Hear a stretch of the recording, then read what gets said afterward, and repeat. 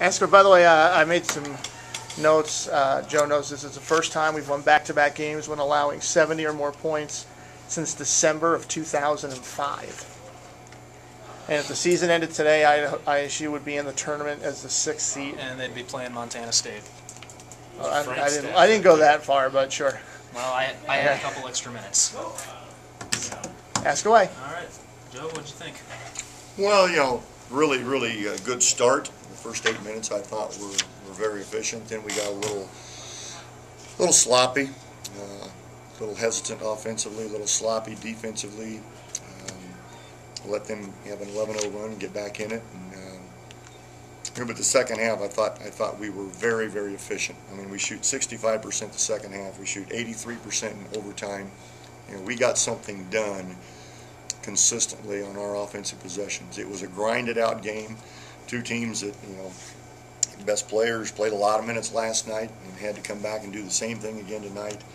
And I just thought that we had a lot of resolve at the offensive end. Defensively, we got better as the game went on, but they're another difficult team to guard. I mean, we got 4 guards on the floor, and they got 2 forwards out there, so there's a mismatch.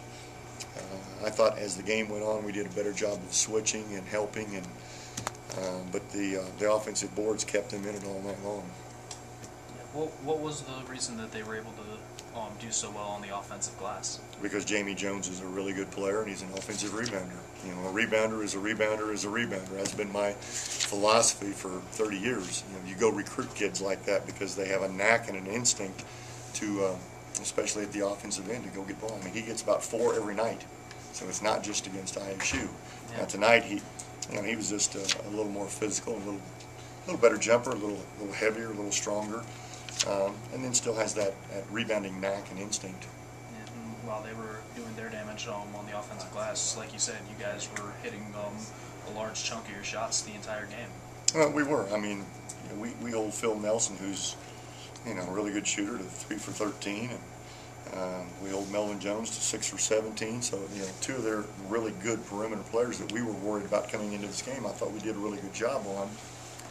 But there's always going to be some area that you're not satisfied with. Right. Either your ball pressure is not good, or you're not contesting shots hard, or you're not communicating and switching well, or you're not blocking out well. And this is a team that hurt us on the offensive glass, and that's about the end of my my complaints over the 45 minutes. I thought everything else we did a pretty good job of defensively. Yeah. How satisfied are you to see 61% on the three-point shooting? Well, that's the last 3 games we've made about 31 threes. I mean, suddenly we've seen it in practice. We've seen it from Broderick consistently since he got here. Saw it when we were recruiting him. Morrow, there's no question, has taken his game to another level.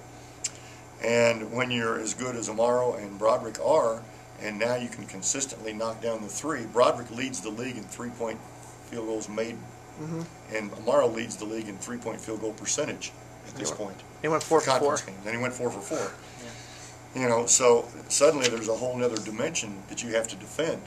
Amaro's great off the bounce. He's a driver. He's a slasher. He can get to the rim. He's 6'5". Broderick is maybe the fastest player in the league. And so now you got to worry about them shooting threes at a high percentage and their ability to penetrate and make plays. So, it's improved us offensively because it's opened the floor up a little bit more. We're able to get Karan some touches. Now people aren't just isolating AK as the only jump shooter on the floor, and suddenly the offensive end of the floor is brighter.